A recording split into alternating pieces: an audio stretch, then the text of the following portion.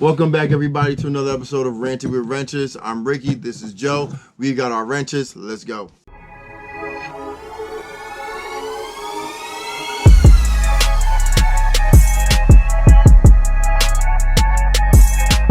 So, today we're talking the Ford Mach-E Mustang versus the Tesla Model X. The battle of the EV vehicles. We don't have nothing outside, so don't worry. You're not going to go outside. That would probably be awesome, though. But this is we're seeing a big move to EVs from a lot of manufacturers of all areas: American, German, European, Australian, Japanese. Yeah. So before I hop into some information, what do you think of Ford going with the Mach-E and putting the Mustang badge on it? Why? Yeah, this is the thing about the car industry that I don't like. You take something that is good and that people appreciate, and you try to twist it up and you mess it all up. Like the Mitsubishi Eclipse crossover? Yeah. Why? You're not even selling enough cars to even be making something new like that. That don't make no sense to me. And the worst thing was they took a nameplate that had a good following and they slowly slaughtered it. And they brought it back as a compact crossover. What? So you took the Evo away and you bring us grandma's car. They did the same thing with the Mirage.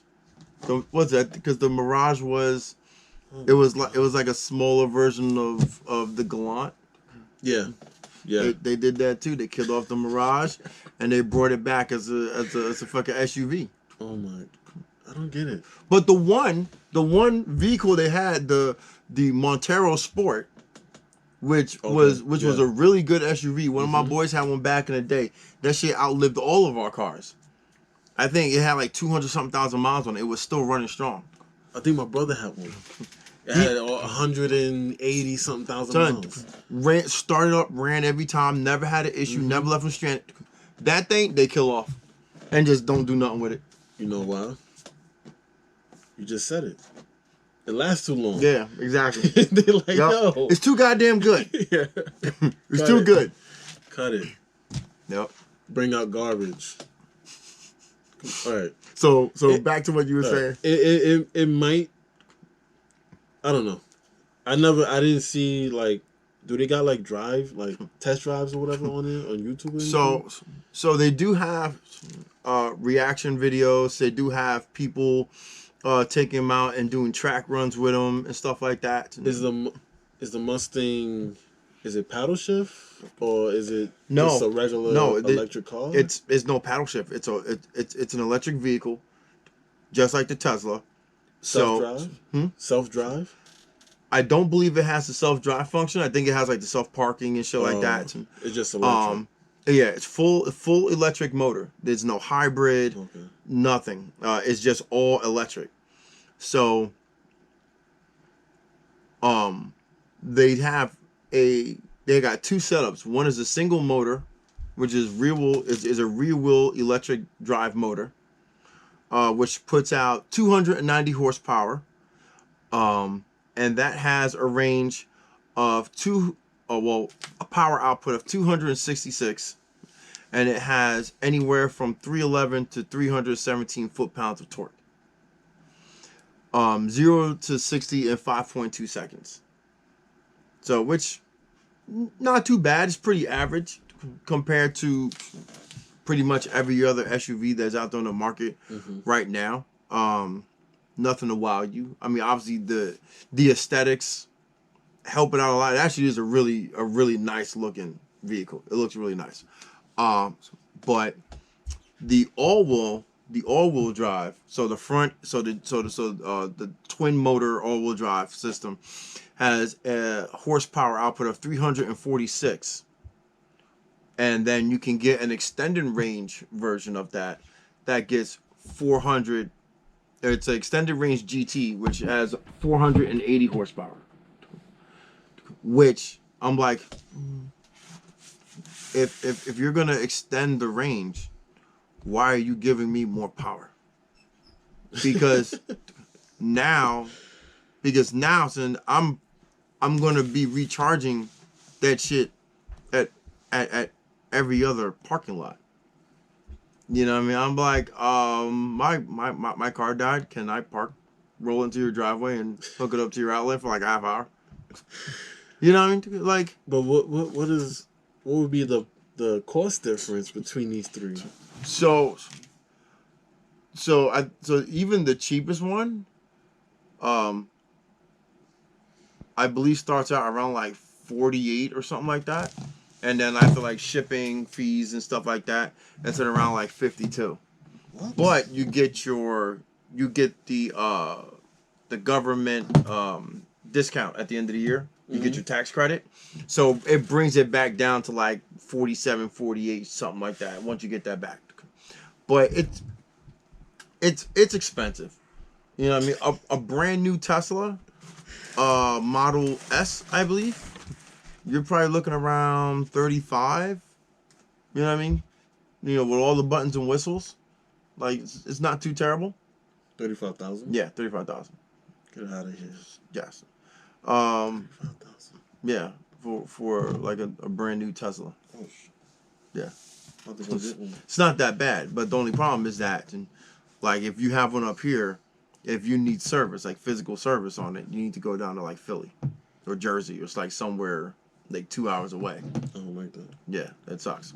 But and then the GT has an extra. It has up to 634 foot-pounds of torque.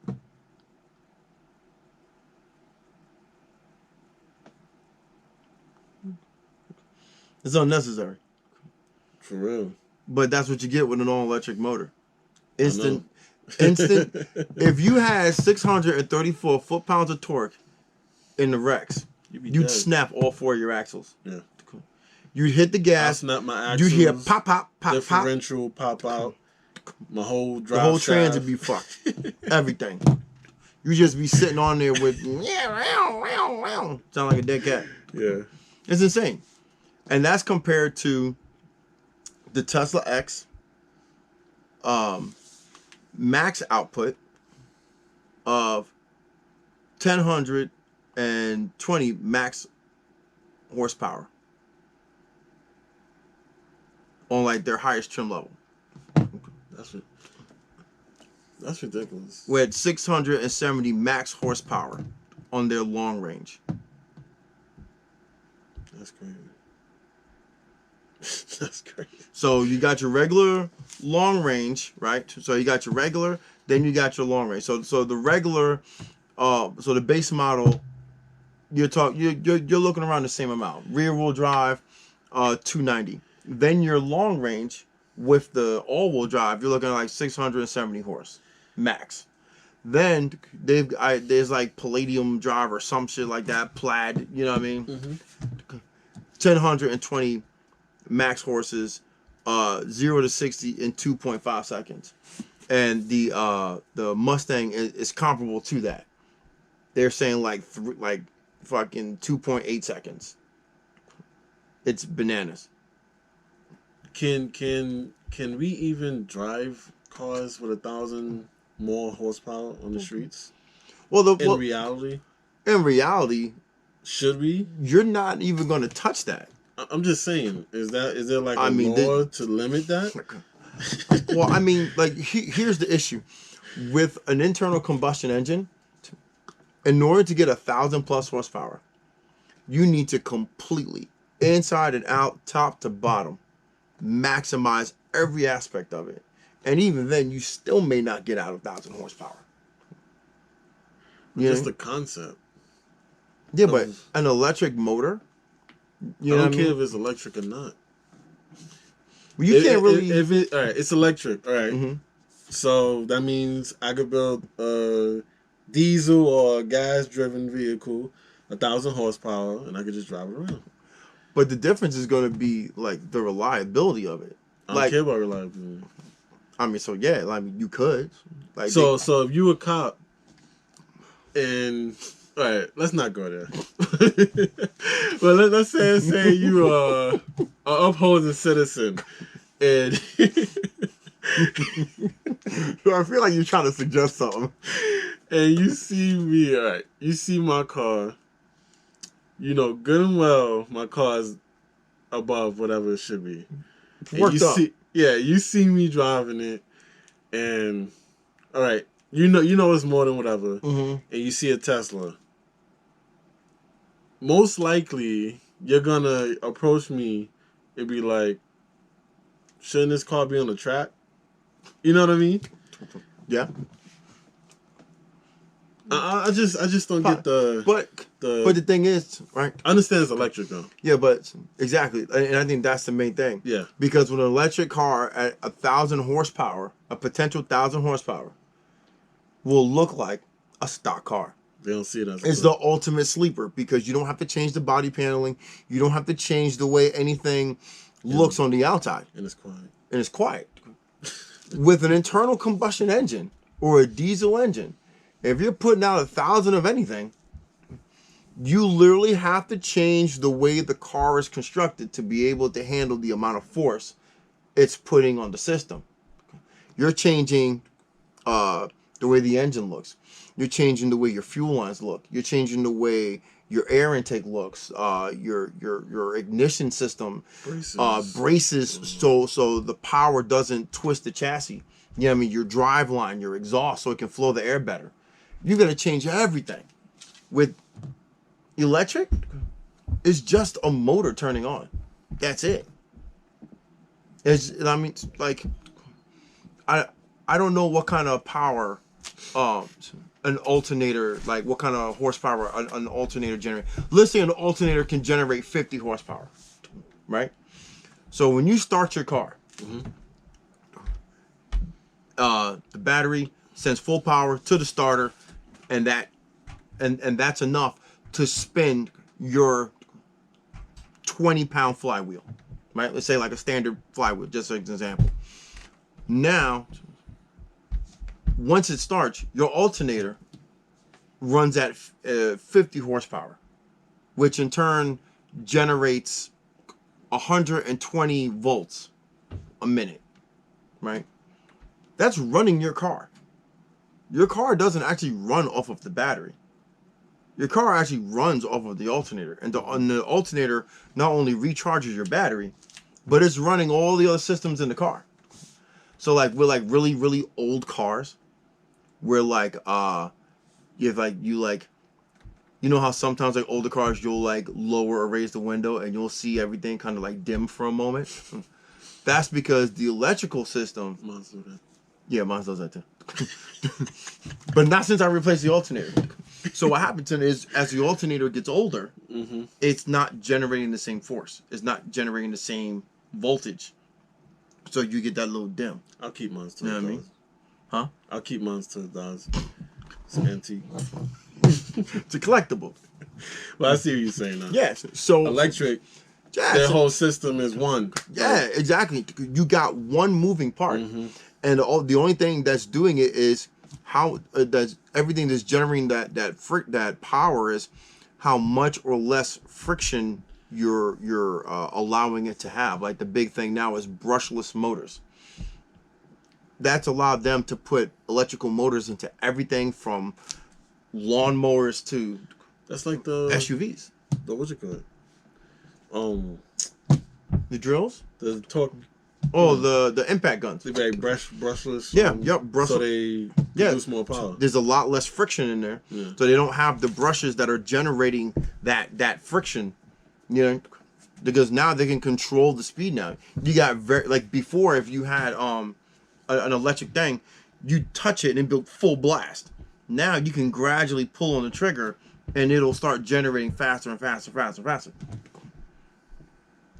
And they're much lighter. Much lighter. I mean, honestly, too, like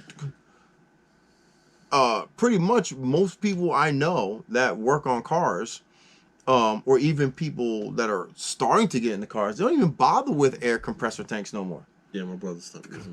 You just go, you buy your electric stuff, and then you buy a few batteries, chargers, and then you just plug them up, and you have at least 2 batteries on most things. You can go all day. You know what I mean? Depending on what it is, you might need something with a higher torque output, to break some tougher bolts. But for the most part, majority hand tools, and then you get your electric stuff to, with like good breakaway power that can take off bolts and stuff like that. You good. You know what I mean? Unless you're like working on tires and stuff, you get shop air pumped in and stuff like that. Your tire mount systems, you still need your air compressor or shop air in order to run that. But you know what I mean? Like, that technology is being put into cars now. You know what I mean? Like, people were definitely afraid of driving rear-wheel drive cars. Oh yeah. Because if you don't hit the gas right, they start dancing around. Plus, you got YouTube Mustang drivers. Yeah. Oh, you got Mustang drivers everywhere. They love crowds. Like, it's a crowd? Where my keys at? That's when they show off too. Yup. And that's what happens. It's like if you're a Mustang owner, don't show off when there's a crowd around. I don't care how good you think you are. Don't show off when there's a crowd. At least give everybody a warning to stand back.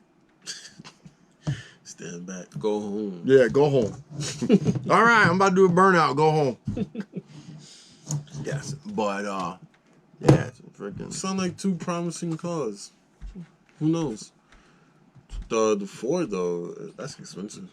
No, yeah, the Ford is definitely expensive. I think I would need to take another look at the pricing, because I was really only concerned with the specs. Mm-hmm. But I think like the highest trim level with the highest output is in like the low to mid 80s, I want to say. Yeah, It's crazy how they didn't have the same, how you say it, like power output. Yeah. But dude, freaking I think the model, the newer Tesla Model S has they have like a ludicrous mode.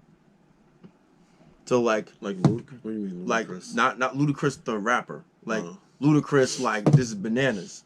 Then where like the car squats down, it pins the freaking RPMs at the ideal spot, and it just launches.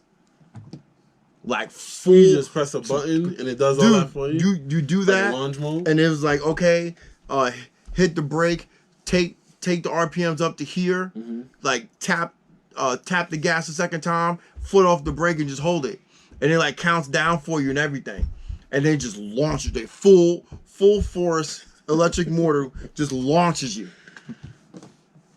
It's bananas. That'd be nice. I probably watched that video like 5 times. Oh, it was on YouTube. Yeah, it's on YouTube. I'm not gonna say the channel because they ain't paying us to say their name. Pay us. Alright. Yeah, I'll probably watch that. That's all I got for that. I'll give you the name of the channel off camera. Yeah. Because they ain't paying us. Well, that's the Ford model Mach-E versus the Tesla model. Ford Mustang. You just butcher that. The Ford Mustang Mach-E versus the Tesla Model X. That's how you know I'm over this electric stuff, man. Gas is the future, guys. Let me know below if you agree with me. I mean, I prefer gas engines too. There's nothing better than the sound of a 3-inch exhaust. I mean, everything electric. Yeah. Well, soon we're going. Well, you know what? You could just record somebody at your next car meet, and then pump it out the speakers of your electric. Wrench Daily.